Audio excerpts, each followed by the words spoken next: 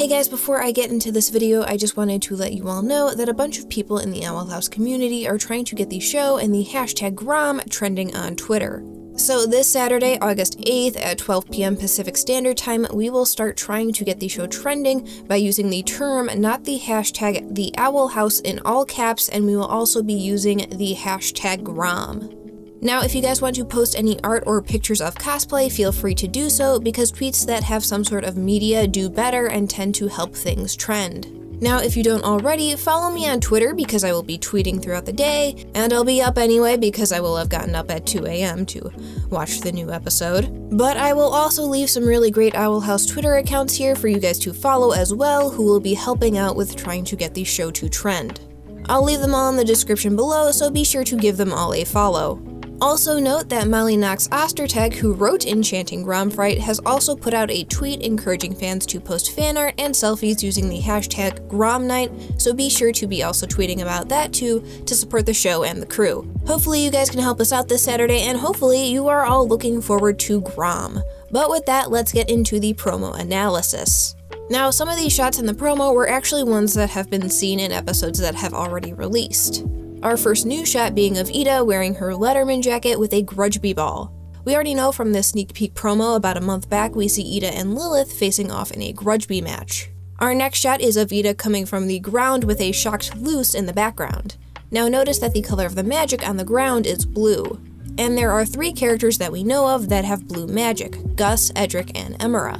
Looking back at the sneak peek promo, we know that Ed and Em are seen in front of the Owl House casting a combined spell. Perhaps creating an illusion or a clone of someone else is a more difficult spell, and so the two combine their magic to make an illusion or clone of Ida. Our next shot is of King in a cheerleading outfit outside of the Owl House, so this is likely from Wing It Like Witches. We immediately get another shot of King, and we see that he has a board behind him. And we can see that Ida's name is written on the left, and you can barely see TH written on the right. So I'm guessing this is supposed to say Lilith. So again, this is probably from Wing It Like Witches during the sisters competition. Our next shot is of Luce, Willow, and Gus.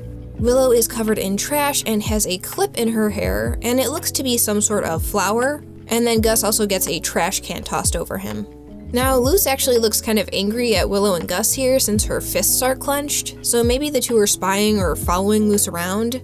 It could be from Enchanting Grom Fright or possibly Wing It Like Witches. Although, out of the two, Grom seems more likely if Luce is planning on doing something special for Grom. Our next shot is of Luce in a forest at night wielding a stick and charging at something off-screen. I believe this shot is from the same episode as another shot that we'll see a little bit later in this promo.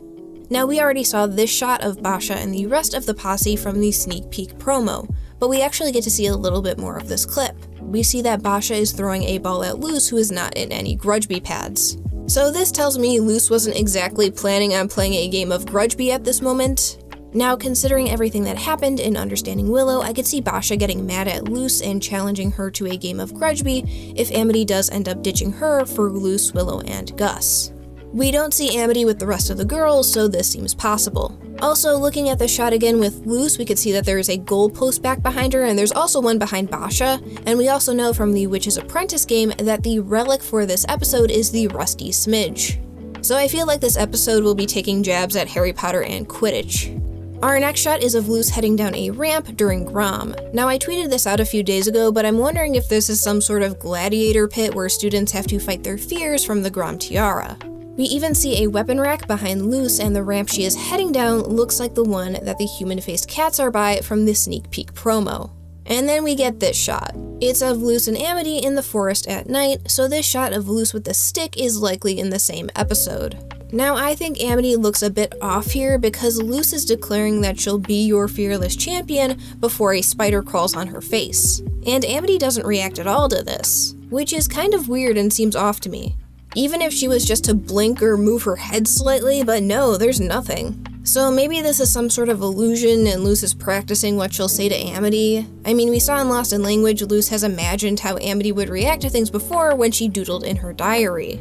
Especially since we see Luce walking down a ramp with a flail, it seems that this could be the thing she is referring to when claiming she will be a fearless champion. There is a chance that this could be from Wing It Like Witches if Boscha does end up challenging Luce as payback for Amity ditching her and Amity feels guilty about it.